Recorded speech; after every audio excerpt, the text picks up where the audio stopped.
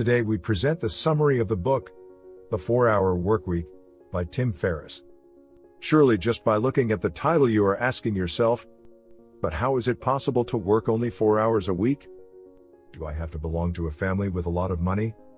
What's the catch? But if we look at the development of the ideas in this book, we can realize that it is less impossible than it seems.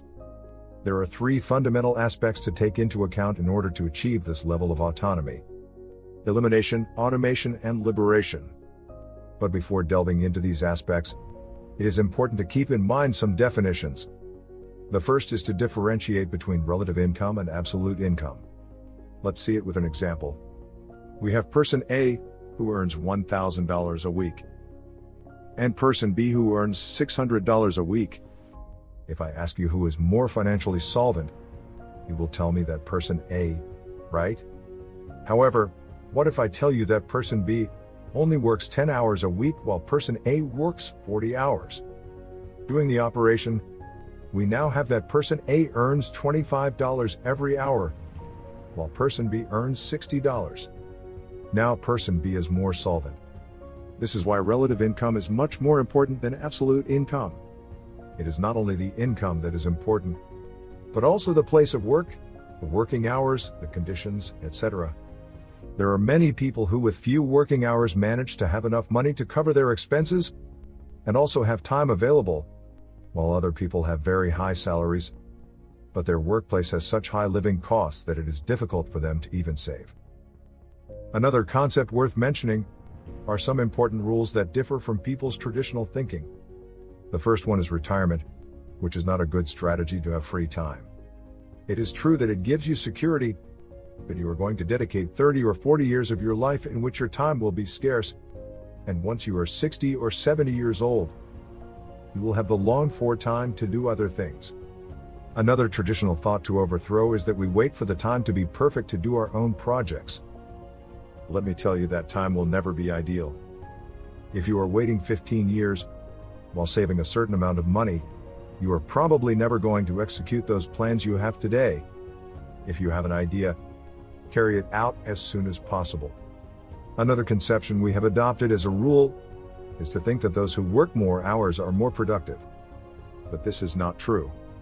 You can be more efficient with less working hours and even earn more money. There are many ways today to generate passive income that can represent a great source of earnings without the need to work 8 hours a day. Once we have demolished the traditional thoughts we have, it is time to define your fears. What is it that keeps you from quitting your job or taking on new adventures? With these questions, you will be able to identify these fears and establish actions. Starting your own business does not mean that if you fail, you cannot find another job or establish new plans for your life. The worst scenario will never be as bad as you imagine. And finally, define your goals that you want to achieve. Maybe it's more time for your family, financial freedom, or traveling the world. It could be many things. The important thing is that you set ambitious goals. As we can see, this first part of the book invites us to establish a way of thinking that differs a little from traditional thinking, but that is necessary to take into account in order to simplify actions in our lives. Once we have incorporated these concepts, we move on to the elimination phase. To do this, the author proposes to eliminate the administration of our time. It is not about doing more activities in less time, but about eliminating, through the Pareto principle, those activities that are irrelevant. In this channel, there is a video dedicated to this principle, so I won't go too much into it here, but the general idea is to use your time only and exclusively on essential tasks. Another important area of elimination is selective ignorance.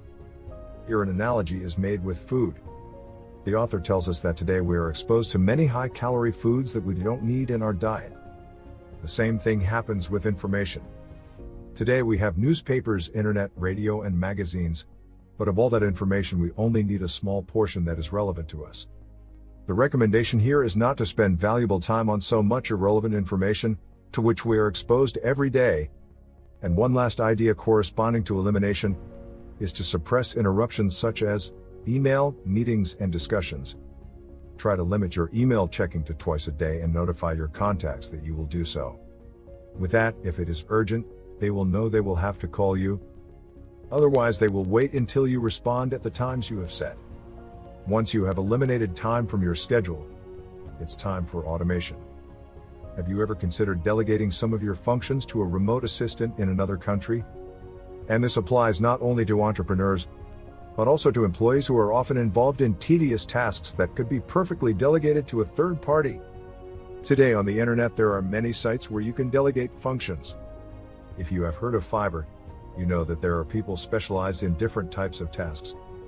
They can design logos, create articles, do research, optimize your web pages and search engines, and many other things that can be useful if you are working on more important tasks within your project.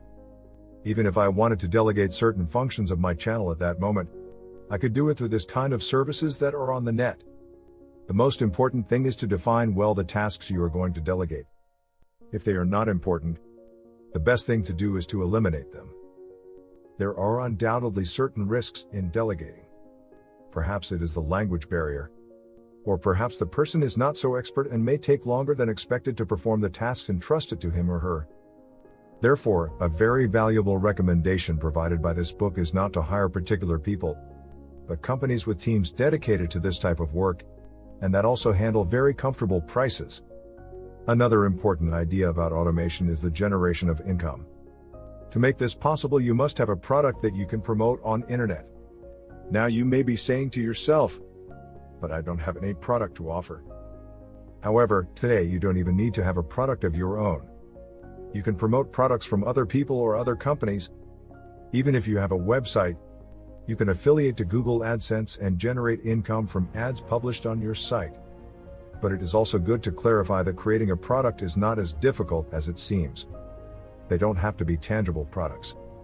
They can be informational products such as videos, courses, seminars, memberships, song tracks, images. There's a wide range of items you can create to promote on the web. Surely you have a skill with which you can create a product to teach other people.